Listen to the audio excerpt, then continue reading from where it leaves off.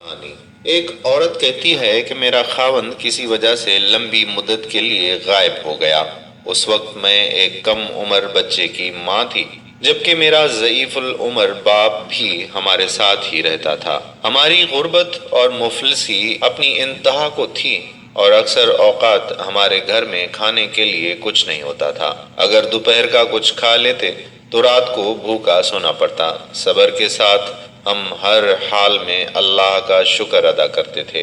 ایک رات کو تو بھوک اور افلاس نے ہمارا وہ امتحان لیا جو اس سے پہلے کبھی نہیں لیا تھا۔ میری بیٹی کو شدید بخار نے آ لیا۔ بچی کی بخار اور بھوک سے بنی حالت سے مجھے اپنی اور اپنے والد کی بھوک بھول گئی۔ ایسی بے کسی اور لاچاری تو کبھی نہیں دیکھی تھی۔ بے قراری حد سے بڑھی تو مجھے اللہ تبارک و تعالیٰ کا یہ قول یاد آ گیا کہ بھلا کون بے قرار کی التجا قبول کرتا ہے جب وہ اس سے دعا کرتا ہے، اور کون اس کی تکلیف کو دور کرتا ہے۔ جی ہاں، ہر قسم کی تکلیف، چاہے وہ بھوک کی ہو یا بیماری کی یا غربت و افلاس اور گناہوں کی، کون ہے اس ذات پاک کے سوا جو ان سب تکلیفوں کو دور کر سکتا ہے۔ یہ سب سوچ کر میں اٹھی اور جا کر وضو کیا۔ واپس آ کر بچی کے ماتھے پر پانی سے بھیگی ہوئی پٹی رکھی اور اللہ کے حضور نماز کی ادائیگی کے لیے کھڑی ہو گئی۔ مختصر سی نماز پڑھنے کے بعد ہاتھ اٹھا کر بچی کے لیے دعا کی، اس کے ماتھے سے پٹی اتار کر دوبارہ پانی سے بھگو کر رکھی اور ایک بار پھر نماز کے لیے کھڑی ہو گئی۔ نماز کے بعد ایک بار پھر بارگاہ الہی میں دعا کے لیے ہاتھ اٹھائے۔ دعا سے فراغت پر پانی کی پٹی تبدیل کی اور دوبارہ نماز کے لیے کھڑی ہو گئی، اور یہ عمل میں نے کئی بار کیا۔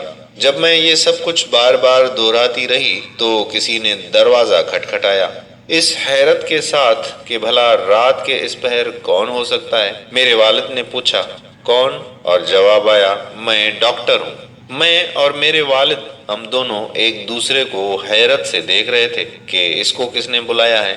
میرے والد نے جا کر دروازہ کھولا۔ ڈاکٹر نے آتے ہی پوچھا کہ مریضہ کدھر ہے، اور ہم نے سادگی سے بچی کی طرف اشارہ کر دیا۔ ڈاکٹر نے بچی کو چیک کیا، کاغذ پر ایک نسخہ لکھ کر میرے ہاتھ میں تھماتے ہوئے بولا کہ لائیے میری فیس دیجیے اور میں چلتا ہوں۔ میں نے آہستگی سے جواب دیا، ڈاکٹر صاحب، ہمارے پاس تو آپ کو دینے کے لیے فیس کے پیسے نہیں ہیں، بلکہ ہمارے پاس تو کچھ بھی نہیں ہے۔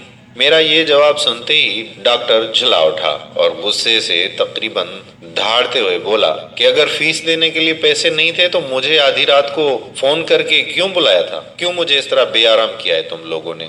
ڈاکٹر کے منہ سے ٹیلی فون کا سن کر مجھے لگا کہ ڈاکٹر غلطی سے ہمارے گھر آ گیا ہے۔ میں نے ہمت کرتے ہوئے جواب دیا کہ ڈاکٹر صاحب، ہم نے آپ کو ٹیلی فون کر کے نہیں بلایا، بلکہ ہمارے پاس تو ٹیلی فون ہے ہی نہیں۔ یہ سن کر ڈاکٹر نے مجھ سے پوچھا کہ اچھا تو کیا یہ فلاں شخص کا گھر نہیں ہے؟ میں نے کہا نہیں ڈاکٹر صاحب، فلاں صاحب ہمارا ہمسایہ ہے۔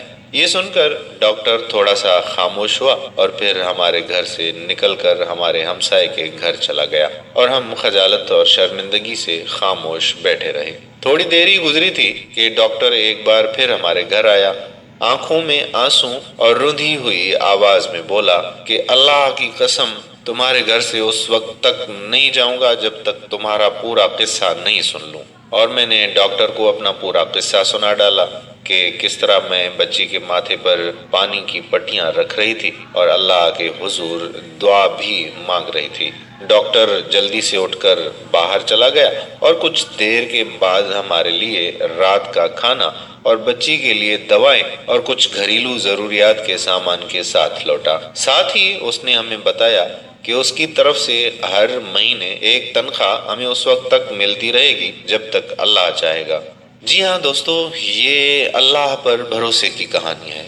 صرف یاد دہانی کے لیے اللہ تبارک و تعالیٰ کی ذات پر اس سے بھی بڑے بھروسے کی کہانی سنیے کہ سیدنا موسیٰ علیہ السلام اپنے تعاقب میں آنے والے دشمنوں سے خوفزدہ جان بچاتے ہوئے اہل مدین کی طرف پہنچے۔ کنویں پر کھڑے دو لڑکیوں کے ریوڑ کو پانی پلا چکے تو انہوں نے کوئی معاوضہ طلب نہیں کیا۔ حالانکہ اس وقت وہ بھوک سے بے حال تھا۔ انہوں نے بقول قرآن مجید صرف اتنا کہا تھا کہ پروردگار میں اس کا محتاج ہوں کہ تو مجھ پر اپنی نعمت نازل فرمائے۔ اور پھر میرے نہایت ہی قابل قدر ناظرین کرام، اس کے بعد کا قصہ آپ جانتے ہیں کہ اللہ کی طرف سے جواب یوں تھا کہ ایک لڑکی سے مفت میں شادی اور 10 سال کے لیے کام کا معاہدہ۔ تو قصہ المختصر وہ حاصل تحریر کہ میرے پیارے مسلمان بہن